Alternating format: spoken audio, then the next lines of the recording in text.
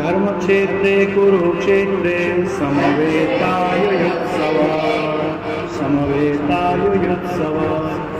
मामका पाण्डवाश्चैव किं कुर्वत सञ्जय अनन्याश्चिन्तयन्तो मां ये जनाः पर्युपासते तेषां नित्याभियुक्तानां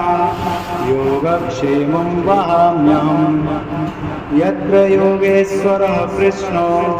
यत्र पार्थो धनुर्धरः तत्र श्रीविजयो भूतिर्ध्रुवानीतिर्मतिर्मम नैनं छिन्दन्ति शस्त्राणि नैनं दहति पावकः न चैनं क्लेदयन्त्यापो न शोषयति मारुतः यदा यदा हि धर्मस्य ग्लानिर्भवति भारत अभ्युत्थानं धर्मस्य तदात्मानं सृजाम्यहम् परित्राणाय साधूनां विनाशाय च दुष्कृतां धर्मसंस्थापनार्थाय सम्भवामि युगे युगे कर्मण्येवाधिकारस्ते मा फलेषु कदाचन मा कर्मफलहेतुर्भूः मा ते सङ्गोऽस्त्वकर्मणि मनुष्याणां सहस्रेषु कश्चिन् यतति सिद्धये यततामपि सिद्धानां कश्चिन् मां वेति तत्त्वतः उद्धरेदात्मनात्मानम् आत्मानम् अवसादयेत् आत्मैव यात्मनो बन्धुः आत्मैव रिपुरात्मनः सर्वधर्मान् परित्यज्य मामेकं शरणं व्रज अहं त्वां सर्वपापेभ्यो मोक्षयिष्यामि मा शुचः त्वमेव माता च पिता त्वमेव बन्धुश्च सखा त्वमेव वेद्या द्रविणं त्वमेव सर्वं मम देव कर्पूरगौरं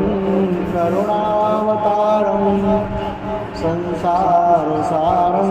भुजगेन्द्रहारं सदा वसन्तं हृदयारविन्दे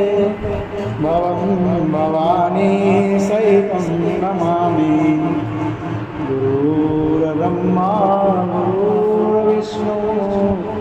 गुरुर्देवो महेश्वरः गुरुर्साक्षात् परं ब्रह्म तस्मै श्रीगुरुवे नमः ॐ भूर्भुवस्वः तत्सवितुर्वरेण्यं भर्गो देवस्य धीमहि धियो यो नः प्रचोदयात् ॐ भूर्भुवस्वः तत्सवितुर्वरेण्यं भर्गो देवस्य धीमहि धियो यो नः प्रचोदयात् ॐ भूर्भुवस्वः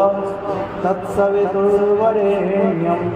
भर्गो देवस्य धीमहि धियो यो नः प्रचोदयात् ॐ त्र्यम्बकं यजामहे सुगन्धिं पुष्टिवर्धनम् उर्वारुकमिव बन्धनान् मृत्योर्मुक्षीयमामृतात् आशुतोष शशाङ्कशेखर चन्द्रमौलि चिदम्बरा कोटि कोटि प्रणामं कोटि नमन दिगम्बरा कोटि नमन दिगम्बरा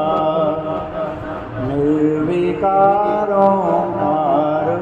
अविनाशी तुमि देवाधिदेव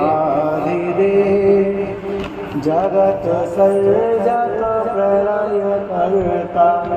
शिवम सत्यं सुंदरा शिवम सत्यं सुंदरा शिवं सत्यं सुन्दरम्। ॐ मङ्गलं भगवान् विष्णु मङ्गलं गरुडध्वज मङ्गलं पुण्डरीकाक्ष मङ्गलायस्तनोहरि नीलाम्बुजश्यामलकोमलाङ्गं सीतासमारोपितवामभागं प्राणौ महासायकचारुचापं नमामि रामं रघुवंशनाथम् अतुलितबलधामं शैलाविधेयं धनयुवनकृशानं ज्ञानिनामग्रगण्यं सकलगुणनिधानं वानराणाधीशं रघुपतिप्रियवरं वातजातं नमामि। सर्वे भवन्तु सुखिनः सर्वे सन्तु निरामयाः सर्वे भद्राणि पश्यन्तु मा कश्चित् दुःखभाग् भवेत्। ॐ शान्तिः शान्तिः शान्तिर्भवतु।